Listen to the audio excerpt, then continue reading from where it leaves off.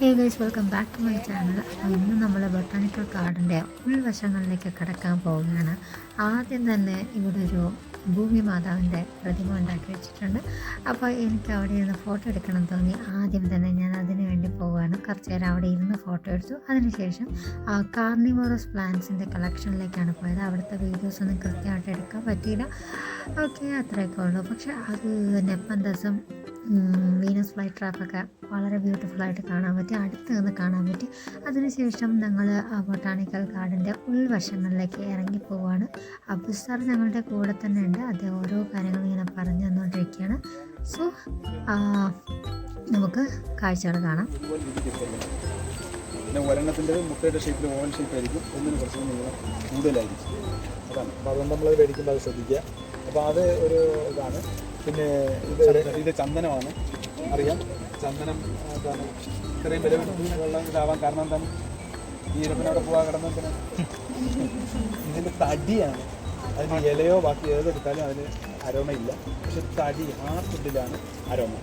പക്ഷേ അത് നമ്മൾ ലക്നോയിൽ നിന്ന് കൊണ്ടുവന്നതിന് കർപ്പൂരം.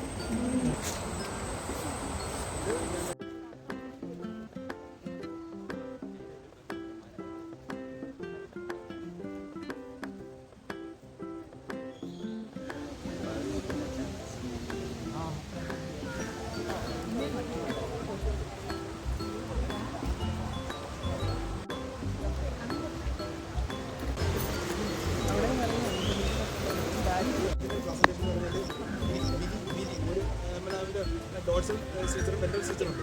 ഈ ഇതിൻ്റെ ഡോട്ട്സൽ സ്റ്റിച്ചറിൽ മാത്രം ഞാൻ നേരത്തെ പറഞ്ഞ പാപ്പിലോണീസിൽ വരുന്ന ഡെസ്മോഡിയം വിത്തൽ വൈന എന്ന് പറയും ആദിവാസികൾ. അല്ല, വയനയുടെ ഇല പോലെ 3 നിറവിടാണ്. അപ്പോൾ കുത്തൽ വൈന എന്ന് പറയും, മനസ്സിലായില്ലേ? പക്ഷേ ഇത് അരിസ്റ്റോക്കേസിന് നോണേസ്.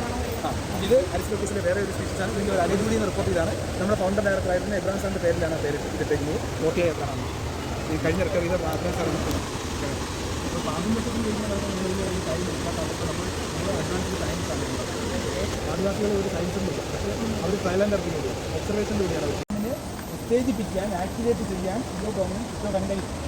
അതുകൊണ്ടാണ് ആ കൊക്കോക്കായ എടുത്തിട്ട് ചോക്ലേറ്റ് ഉണ്ടാക്കാൻ എടുത്തത്.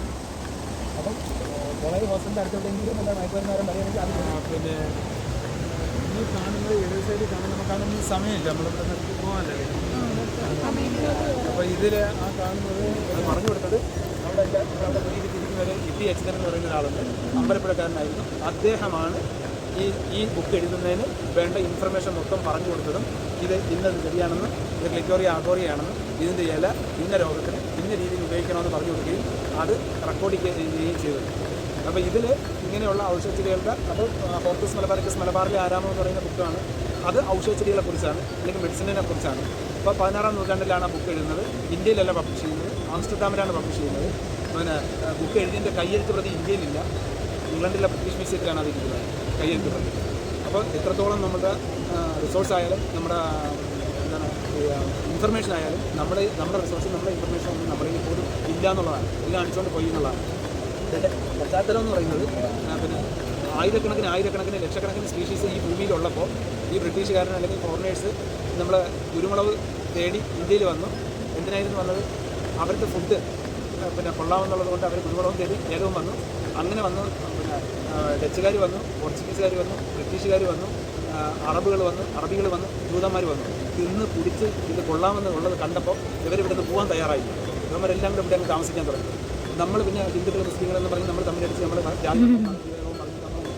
യവന്മാരിവിടെ നുഴഞ്ഞ് കയറി ഇവിടെ അവന്മാരെല്ലാം കൂടെ ഭരിച്ച് അവസാനം യവന്മാർ തമ്മിലടിയായപ്പോൾ യവന്മാർ ഇവിടുന്ന് പോവുകയില്ല.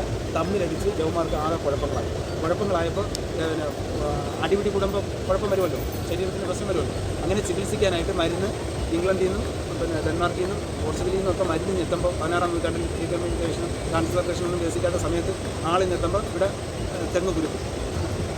അപ്പോൾ അത്രയും ഒരു ക്രൈസിസ് ഉണ്ടായിരുന്ന ഒരു കാലഘട്ടം.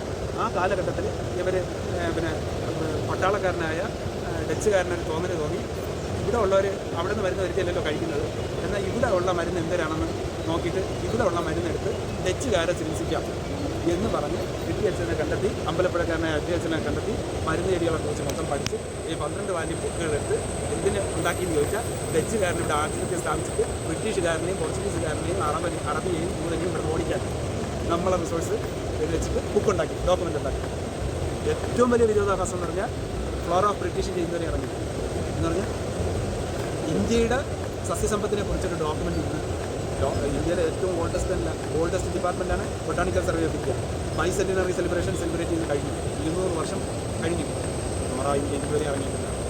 ആ സ്ഥാനത്താണ് 16-ാം നൂറ്റാണ്ടിൽ ബ്രിട്ടീഷുകാരനെയും യൂണിയനെയും അറബിയെയും ഇന്ത്യയിൽ നിന്ന് ഓടിക്കാൻ ഡച്ചുകാരൻ ഇവിടെ വന്ന് ഇവിടുത്തെ ചെടികളെ കുറിച്ച് പഠിച്ചിട്ട് കഴിയും. അതിൻ്റെ കയ്യെടുത്തോളം ജോലി നമ്മളില്ല. അപ്പോൾ നമ്മുടെ ഈ റിസോഴ്സസിൻ്റെ ഇമ്പോർട്ടൻസ് നമ്മൾ മനസ്സിലാക്കുക. എത്രത്തോളം വാല്യുബിൾ ആയിരുന്നു നമ്മുടെ റിസോഴ്സ് നമ്മൾ ഡോക്യുമെൻ്റ് ചെയ്യേണ്ട ആവശ്യമുണ്ട്. ഇതൊക്കെ ഇപ്പോൾ നമ്മൾ ഫ്ലോറ ഓഫ് ഇന്ത്യ ഇറക്കാനായിട്ട് ഈ സമയത്ത് ഞാൻ പറഞ്ഞ ബന്ധവാൻ്റെ ബുക്കർ ക്ലാസിഫിക്കേഷൻ പ്ലസ് 2 പഠിച്ചിട്ടുണ്ടല്ലോ ബന്ധവാൻ്റെ ബുക്കർ. ഇവർ രണ്ടുപേരും കൂടെ ഞാൻ പറഞ്ഞ മറ്റേ ദൈവം സൃഷ്ടിച്ചാണെന്ന് പറഞ്ഞിട്ട് അവിടെ ഇരുന്ന് ക്ലാസ് ചെയ്ത് നാഷണൽ സിസ്റ്റം ഓഫ് ക്ലാസിഫിക്കേഷൻ ഉണ്ടാക്കിയ ഈ ബന്ധവാൻ്റെ ബുക്കർ ഇവർ രണ്ടുപേരും കൂടെ ആണ് ഇതിൻ്റെ ഇതുപോലെ ഇതൊരു ഫിസിക്കൽ ഗാർഡനാണ്. ഫിസിക്കൽ ഗാർഡൻ എന്ന് പറഞ്ഞാൽ ഞാൻ നേരത്തെ പറഞ്ഞാൽ 16-ാം നൂറ്റാണ്ടിൽ prevention is better than cure. അതായിരുന്നു അന്നത്തെ പോളിസി. അപ്പോൾ അന്ന് കാർഡിയോളജിസ്റ്റ് ഇല്ല, അല്ലെങ്കിൽ നമ്മളെ നെഫ്രോളജിസ്റ്റ് ഇല്ല, അങ്ങനെ സ്പെഷ്യലിസ്റ്റ് ഒന്നുമില്ല. അപ്പം രോഗം വരാൻ ചികിത്സില്ല. അപ്പോൾ കാലത്തെ എഴുന്നേറ്റ് ചെരുപ്പില്ലാതെ കറുകയുടെ തകിടിയിലൂടെ ഇങ്ങനെ നടന്നു കഴിഞ്ഞാൽ നമ്മുടെ പാദത്തിൻ്റെ ഈ അടിസൈഡിലാണ് നമ്മുടെ ഇൻറ്റേർണൽ ഓർഗൻസിൻ്റെ എല്ലാം വന്ന് വരുന്നത്. അപ്പോൾ അത് ഓരോ സ്ഥലത്താണ്. അത് നമുക്ക് അങ്ങോട്ട് ഇറങ്ങാൻ സമയം കിട്ടില്ല. അല്ലെങ്കിൽ നമ്മളവിടെ ഒരു റിഫ്ലക്സോളജി പാത്വേ ഉണ്ടാക്കിയിട്ടുണ്ട്. അപ്പോൾ നമ്മളിങ്ങനെ നടക്കുമ്പോൾ നമ്മൾ ഓരോ ഭാഗവും പണ്ട് കാലത്തുള്ള ഒരു ചെരുപ്പിടില്ലായിരുന്നു. ചെരുപ്പിടാതെ നടന്നതെന്ന് പറഞ്ഞാൽ ഓരോ സ്ഥലവും ഈ ചെരുപ്പിടാതെ നടക്കുമ്പോൾ ഓരോ സ്ഥലവും ഇങ്ങനെ പ്രസ്സാവുമ്പോൾ ഇൻറ്റേർണൽ ഓർഗൻ ആക്ടിവേറ്റ് ചെയ്യുമായിരുന്നു. അപ്പോൾ കരളിൻ്റെ ഭാഗം ആക്ടിവേറ്റ് ചെയ്യുമ്പോൾ കരൾ സ്റ്റിമുലേറ്റ് ചെയ്യും. കരൾ രോഗം വരാനുള്ള സാധ്യത കുറയ്ക്കുമായിരുന്നു. ഇപ്പോൾ അതെല്ലാം മാറ്റി വെച്ചിട്ട് ചെരുപ്പിട്ടിട്ട് കാർഡിയോളജിസ്റ്റ്, ഓർണിക്കോളജിസ്റ്റ് എല്ലാ സ്പെഷ്യലിസ്റ്റുകളെ പറയും നമ്മൾ നടക്കുന്നത് ചെരുപ്പിട്ടാണ് നടക്കുന്നത്. അപ്പോൾ അതുകൊണ്ട് റിഫ്ലക്സോളജി ഇപ്പം ഇതുപോലെ ഒരു പുൽത്തകിടി ഉണ്ടായിരുന്നു, അതിലൂടെ നടക്കുമായിരുന്നു. വീട് അങ്ങ് വയ്ക്കുമായിരുന്നു. അന്ന് ടെലഫോണൊന്നും ഇല്ലായിരുന്നു. കൈകൊട്ടി എന്നെ വിളിച്ചിരുന്നു, മണിയെടുക്കാൻ വിളിച്ചിരുന്നു. ഇവിടെ ഒരു മണിയുണ്ട്, മണിയെടുത്തിട്ടുണ്ട്. 16-ാം നൂറ്റാണ്ടിലെ ചികിത്സാ രീതി അനുസ്മരിപ്പിക്കാൻ വേണ്ടിയാണ് ചെയ്തേക്കുന്നത്. ഇത് ഇവിടെ വന്നു നിന്ന് ബെല്ലടിക്കുമ്പോൾ അവിടെ ഒന്ന് നോക്കുമ്പോൾ കാണാം. അപ്പോൾ കയറി വരാൻ പറയും. അങ്ങനെ വന്നാണ് ചികിത്സിച്ചുകൊണ്ടിരുന്നത്. അവിടെ കാണുന്ന പോണ്ടെന്ന് പറയുന്നത് ആർട്ടിഫിഷ്യലാണ്, നാച്ചുറൽ അല്ല. അവിടെ നിന്ന് ഒരു താഴേക്കൊരു സ്ട്രീം കാണുന്നുണ്ട്. അതിൻ്റെ സ്ട്രീമിൻ്റെ ഇരുവശവും മെഡിസിനൽ പ്ലാന്റ്സ് ആണ്.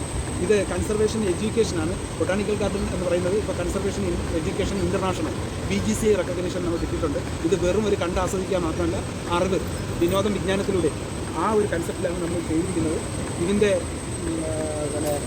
മെസ്സേജ് എന്തെന്ന് ചോദിച്ചാൽ, ഒരു സ്പീഷീസ് കൺസർവ് ചെയ്യുമ്പോൾ ആ സ്പീഷീസിനെ മാത്രം കൺസർവ് ചെയ്യാൻ പോലെ ആ എക്കോ സിസ്റ്റത്തിനെയും കൂടെ കൺസർവ് ചെയ്യുന്നു. അപ്പോൾ ആ പോണ്ട് നശിച്ചാൽ, അല്ലെങ്കിൽ പോണ്ടിലെ വെള്ളം പറ്റിയാൽ അതിൻ്റെ ചുറ്റിനുമുള്ള മെഡിസിനൽ പ്ലാന്റ്സിൻ്റെ നാശമായിരിക്കും. അപ്പോൾ നാശം സ്പീഷീസിൻ്റെ നാശമായിരിക്കും. ഈ വെള്ളം പറ്റിയാൽ അതിൻ്റെ ചുറ്റിനുള്ള ചെടികളുടെ നാശമായിരിക്കും. ഒരു സ്പീഷീസ് എക്സ്റ്റിങ്ക്റ്റ് ആയാൽ ആ സ്പീഷീസിനെ റീക്രിയേറ്റ് ചെയ്യാൻ ഇന്ന് വരെ ഒരു ടെക്നോളജി 2024 മെയ് 28 വരെയും ഒരു സ്പീഷീസിനെ റീക്രിയേറ്റ് ചെയ്യാൻ ടെക്നോളജി തരുന്നു. അങ്ങനെ വരുമ്പോൾ ഉള്ളതിനെ സംരക്ഷിക്കുക. അതിനാണ് ബൊട്ടാണിക്കാരൻ. എല്ലാം ചെയ്യുന്നത് ബൊട്ടാണിക്കാരൻ. ഇത്രയുള്ള ഇതിനെ കെട്ടിയുണ്ടാക്കി സർക്കാരിന് ലാഭമില്ലാത്ത ഈ സാധനം എന്തെങ്കിലും ചോദിച്ചാൽ ഇതുപോലുള്ള കൺസിഡർ ചെയ്യുന്നത് അമൂല്യമാണ്. നമുക്ക് വിലമതിക്കാനാവാത്ത രീതിയിലാണ് ഇതിൻ്റെ കൺസർവേഷൻ ആസ്പെക്ട്. ഈ ഭാവിയിൽ നമ്മൾ ദിനോസറിൻ്റെ പടത്തിൽ കാണുന്നത് പോലെ പല ചെടികളെയും ബൊട്ടാണിക്കാരനിൽ വന്നാലേ കാണാൻ പറ്റും. വേറെ എങ്ങും നോക്കിയാൽ കാണാൻ പറ്റും. ആ രീതിയിൽ അതാണ് കൺസർവേഷൻ, നമ്മൾ സസ്റ്റൈനബിൾ എഡ്യൂക്കേഷൻ. നമ്മളിപ്പോൾ വേറെ ശ്രദ്ധിക്കാനുള്ളത്, നമ്മുടെ മുൻ തലമുറകളെല്ലാം നമ്മളിപ്പം കാവുകൾ നമ്മൾ ചെയ്യണമെന്ന് ചോദിച്ചാൽ കാവ് ഒരു ഫോറസ്റ്റായിരുന്നു. ഈ ഫോറസ്റ്റിനെ വെട്ടി നശിപ്പിച്ച് നമ്മൾ കൾട്ടിവേറ്റ് ചെയ്തു, നമ്മൾ ക്രോപ്പ് ചെയ്തു, നമ്മളുടെ ഉന്നമനത്തിന് വേണ്ടി, നമ്മളുടെ ഫുഡിന് വേണ്ടി, നമ്മുടെ മെഡിസിന് വേണ്ടി 60 വെട്ടി നശിപ്പിച്ച് നമ്മൾ കൃഷി ചെയ്തപ്പോൾ നമ്മുടെ ഫോർഫാദേഴ്സിന് തോന്നി ദൈവത്തിന് നിരക്കാത്തതാണ് ചെയ്യുന്നത്, ഈ ചെയ്യുന്നതൊക്കെ അപരാധമാണ്, ഇത് ദൈവം പൊറുക്കൂല, ഇത് പ്രകൃതി വിരുദ്ധമാണെന്ന് മനസ്സിലാക്കിയപ്പോൾ മൊത്തം വെട്ടി നശിപ്പിച്ചപ്പോൾ ഒരു മൂലയിരുത്തി അവിടെ നിർത്തിയേക്കാൻ പറഞ്ഞു. അങ്ങനെ അതവിടെ നിർത്തി. അതാണ് കാവ്. അപ്പോൾ എന്ത് ചെയ്തു? ദൈവം സൃഷ്ടിച്ച കാവിനെ മൊത്തം വെട്ടി നശിപ്പിച്ചപ്പോൾ ദൈവമേ പൊറുക്കണേ എന്ന് പറഞ്ഞ് നമ്മൾ അതിനകത്ത് മുന്നേറുന്നു. അതാണ് സർപ്പക്കാവ്. സർപ്പക്കാവ് എങ്ങനെ വന്നു കഴിഞ്ഞാൽ കൃഷി ചെയ്യാനായിട്ട് ബാക്കി വെട്ടി ഒളിപ്പിച്ചപ്പോൾ പുറത്ത് കിടന്ന സർപ്പം അത്രയും കൂടെ അതിനകത്തേക്ക് വന്നു. അപ്പോൾ സർപ്പമാണല്ലോ വന്നു സർപ്പത്തിനെ പ്രാർത്ഥിക്കേണ്ടത്. അതിനകത്ത് ഒരു പോണ്ടുണ്ടായി. അപ്പോൾ ആ പോണ്ട് വെള്ളം അത് സ്റ്റോർ ചെയ്തിട്ട് അതൊരു പിന്നെ ഒരു എക്കോസിസ്റ്റമായിട്ട് ഡെവലപ്പ് ചെയ്തു. അപ്പോൾ കാസർഗോഡ് ഒരു സർവേ നടത്തിയപ്പോൾ നമ്മളൊരു സ്റ്റഡി നടത്തിയപ്പോൾ കാസർഗോഡ് വെള്ളം പിന്നെ ഇല്ല, ശരിക്ക് ഇതായി, ജലക്ഷാമം രൂക്ഷം. എന്തെന്ന് ചോദിച്ചാൽ അവിടെ ഉണ്ടായിരുന്ന കാവുകൾ വെട്ടി നശിപ്പിച്ചതാണ്. കാവിനകത്തൊരു കുളം ഉണ്ടായിരുന്നു, ആ കുളമായിരുന്നു ചുറ്റിനുമുള്ള കിണറുകളിലെ വെള്ളം നിലനിർത്തിയിരുന്നത്. കാവ് വെട്ടി നശിപ്പിച്ച് കുളം വെട്ടിയപ്പോൾ ചുറ്റിനുള്ള കിണർ നിലനിർത്തി. അപ്പോൾ കുളം അപ്പോൾ ഫോറസ്റ്റാണ് നശിപ്പിച്ച് കാവുകളെങ്കിലും നമ്മൾ നിലനിർത്തും. കാവ് നിലനിർത്താൻ പോലും ഒരു റൂള് പോലും ഇതുവരെ ഉണ്ടാക്കിയിട്ടുണ്ട്.